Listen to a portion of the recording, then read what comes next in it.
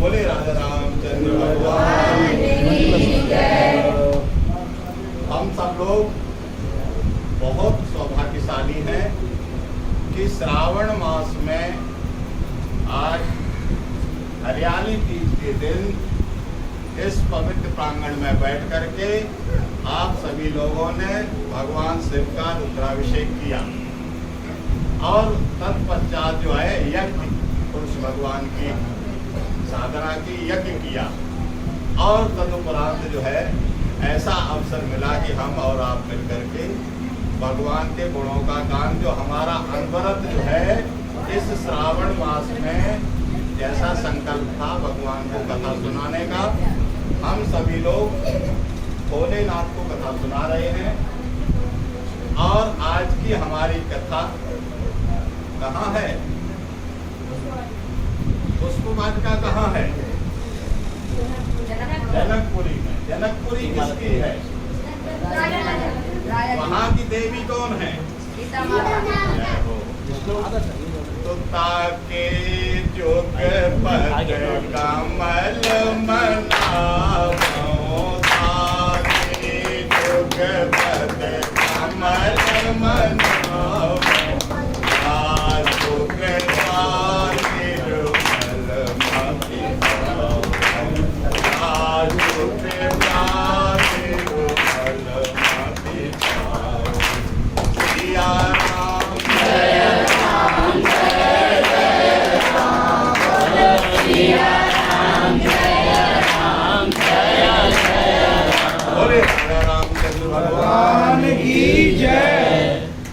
आज भगवान राम और उनके छोटे भाई लक्ष्मण जो शेषावतार हैं, आज अपने गुरु विश्वामित्र जी के साथ में जनकपुर में पहुंच जाते हैं।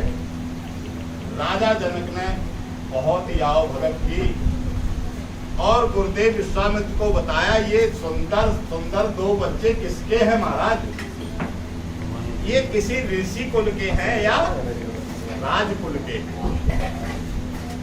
विश्वामित्र जी जैसे ही बताने लगे, विश्वामित्र महामुनि हैं, तीनों काल को जानते हैं, उनको पता है ये साक्षात श्री हरि है और अवतार लेकर के इस धरती का भार उतारने के लिए आए हैं।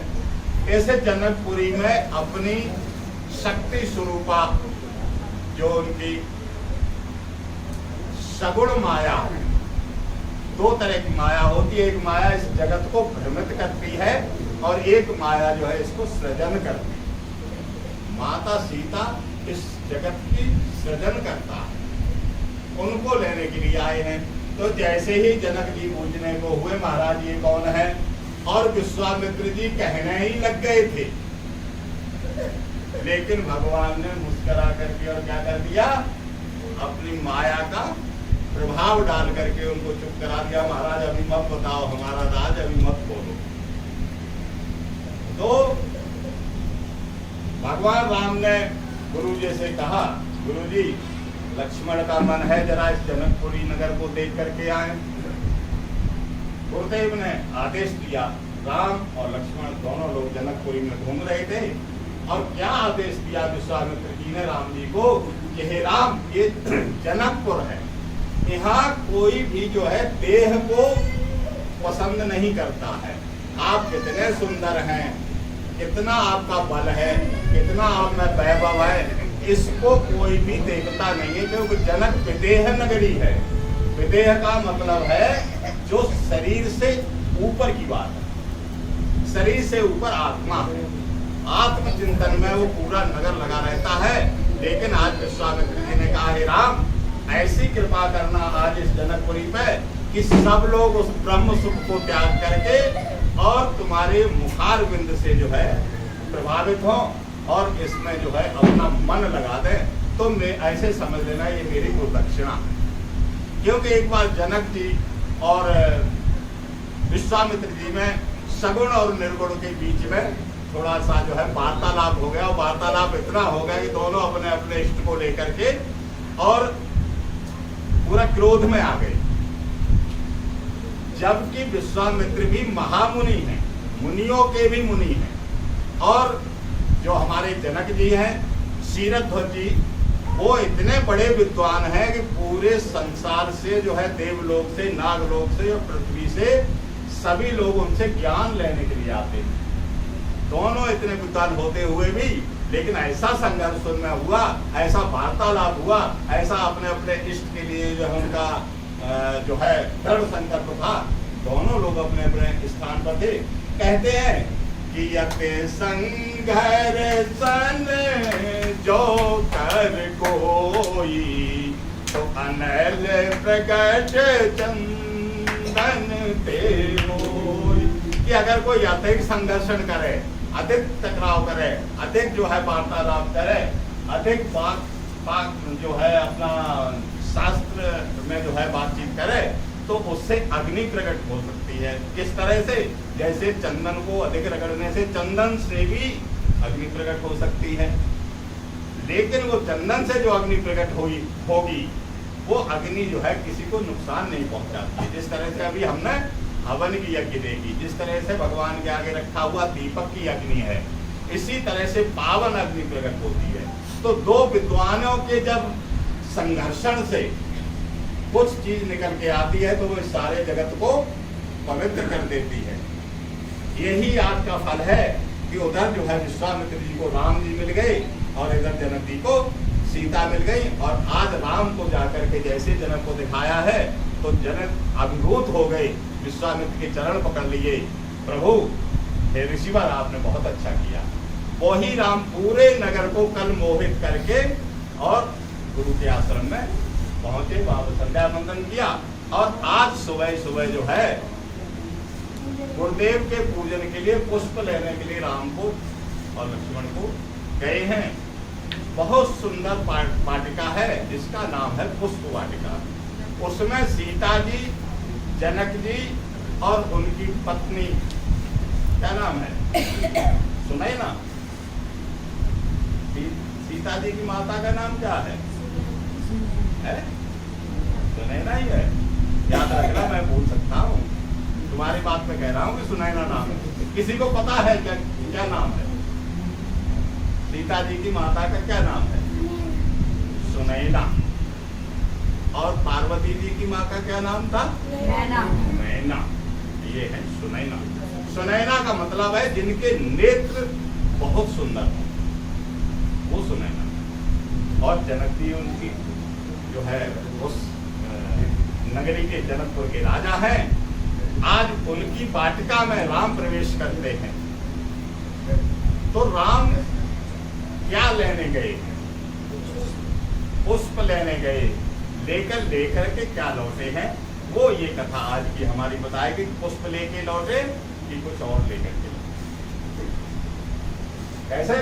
बोलो सिया राम जय राम जय जय राम, बोलो सिया राम जय राम जय जय राम, बोलो सिया राम जय राम जय जय राम, बोलो सिया राम जय राम जय जय, बोले राजा रामचंद्र भगवान की जय। माली गणों से पूछ करके राम और लक्ष्मण ने उस वाटिका में प्रवेश किया। बहुत सुंदर वाटिका है, वहाँ जलाशय बना हुआ है और एक बहुत सुंदर जो है गिरिजा का मंदिर, सती जी का मंदिर बना हुआ है। उसमें चारों तरफ इतने सुंदर सुंदर फूल लगे हैं, पुष्प लगे हैं कि जैसे लगता है कि राम के स्वागत के लिए ही आज सारे पौधे प्रफुल्लित हो गए हैं, खिल गए। फूल का लगना, किसी पौधे पर फूल का लगना क्या है? खिलना, प्रसन्न होना।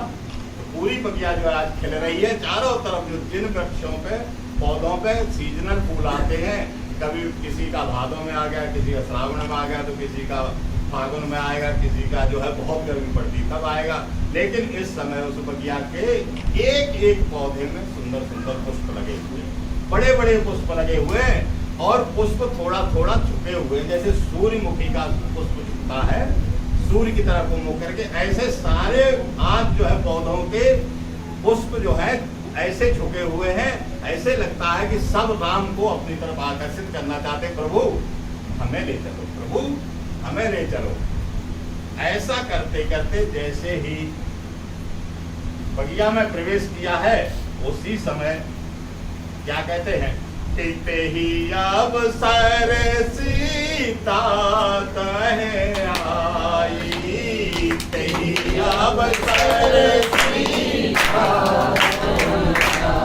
तो गिरजा पूजन जनन पठाई, गिरजा पूजन जनन पठाई, मंगल भवन मंगल हारी,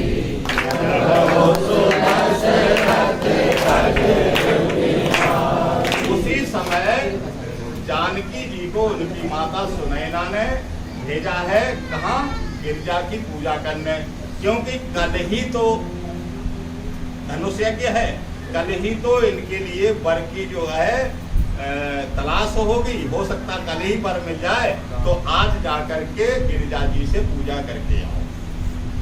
तो सीता जी अपनी सहेलियों के साथ में, सखियों के साथ में उस वाटिका में गई हैं, उस वाटिका में जहाँ गिरिजा का मंदिर है। चारों तरफ जो है जैसे देखा उन्होंने तो क्या किया कि संग सखी सब सौभाग सयानी, संग सखी सब सौभाग सयानी, गावनि गीत मनोहर मानी, गावनि गीत मनोहर मानी, सरसा समीप गिरिजा कहे सोहा, अपरने न जाई देखी मनोहा। बहुत सारी सखियों के साथ में आज जनक नंदिनी उस पुष्पवाटिका में गिरिजा जी की पूजा करने के लिए जा रही हैं, और उस मंदिर के समीप एक सुंदर जो है जलाशय बना हुआ है। उस जलाशय में सखियों समेत स्नान किया सीता जी ने, और बड़े ही मन से जो है गिरिजा जी के मंदिर में गई। और क्या किया उन्होंने कि पूजा की अधिक अनुरागा, पूजा की अधिक अनुरागा, निज अनुरूप सुभग करुणागा, निज अनुरूप पूजा दीन अधिक अनुरागा। एक बात ध्यान रखें, भगवान के मिलन में अगर कोई बहुत अच्छा साधन है तो वो है भगवान के प्रति अनुराग। अनुराग के अलावा और कोई जो है रास्ता नहीं है संसार में, इस जगत में, कि भगवान से आपका सानिध्य करा दे। इसीलिए सीता जी ने आज पूजा की अधिक अनुरागा। सीता जी को पता है, नारद जी बता गए थे, जैसे मैना माता को की पुत्री पार्वती को बताया था, इसी तरह से सुनैना की पुत्री सीता को भी बताया कि भैया अगर तुम्हें राम चाहिए तो आपको उनके लिए किसी भी पूजा के लिए आपको अनुराग की आवश्यकता है। लेकिन आज राम को अभी नहीं मना रही है, इसका मतलब किसी को भी जो है अपना बनाने के लिए अनुराग जरूरी है।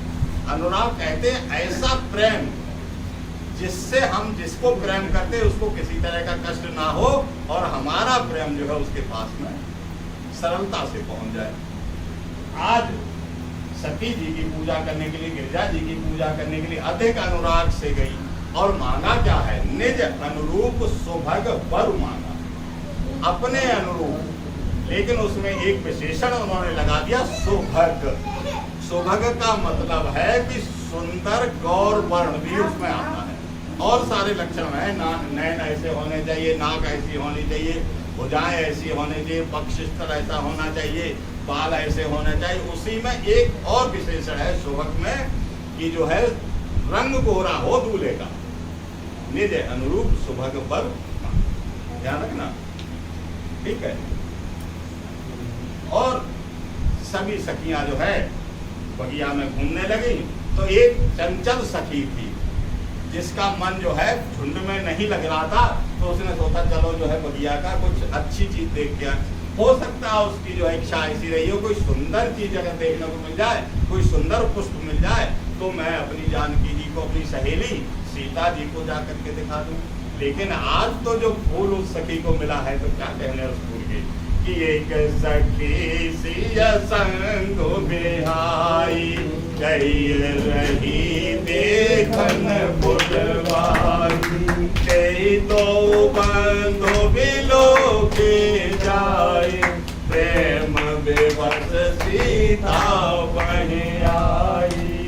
उस सखी गई तो थी ढूंढने के लिए सुंदर सी कोई चीज, और उससे भी बहुत सुंदर कोई चीज उन्हें देखने को मिल गई, तो दौड़ी दौड़ी आई और सीता जी के पास में आकर के कहने लगी। लेकिन उसके मुख से बात ही नहीं आ रही, आवाज ही नहीं निकल रही। क्यों? इतनी चकित हो गई राम और लक्ष्मण की सुंदरता को देख करके कि होश आवाज को भूल गई।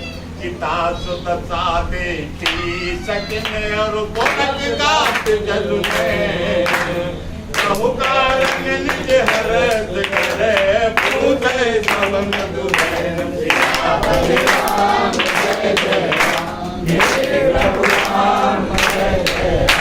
उस सखी की दशा ऐसी है, कांप रही है और कुछ कहना चाह रही है, लेकिन उसके मुख से आवाज नहीं निकल रही है। शरीर हिल रहा है, होठ हिल रहे हैं, नाक भौं फड़क रही है, लेकिन वो शब्द नहीं मिल रहे हैं कि उस सुंदरता का बखान कर सके। जब बहुत ही अच्छी चीज को ये पहली बार जब देखते हो तो थोड़ा अचंबा हो जाता है ना, ऐसे ही उस सखी को अचंबा होगा। सारी सखियां जो है हिला हिला के उसको पूछ रही है, अरे इस दारी जार इनको भूत ने पकड़ लो, या दारी जार चुड़ैल चिपट गई, कहाँ बनने गई थी तू? क्या कहती है कि देखन पाके कुंवर तो आए, देखन पाके कुंवर तो आए, किशोर सब भांति सुहाए, किशोर सब भांति सुहाए। अरे दो लड़के भाग देखें ऐसे करके, अब तो थोड़े ऐसे छोटे हैं बड़े हैं। अरे बात आसानी से आप तसल्ली से बता भाई, तसल पानी आने पी ले, तो भाई आप पंखाए लाओ।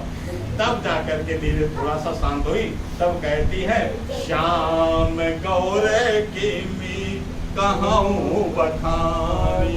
अरे तुम जो बोलना चाह रही हो, जो हम तुम्हें बताना चाहते हैं, लेकिन एक सांवला है, अरे क्या है सांवला और काला सांप देख लिए क्या? एक काला सांप देख लिया है?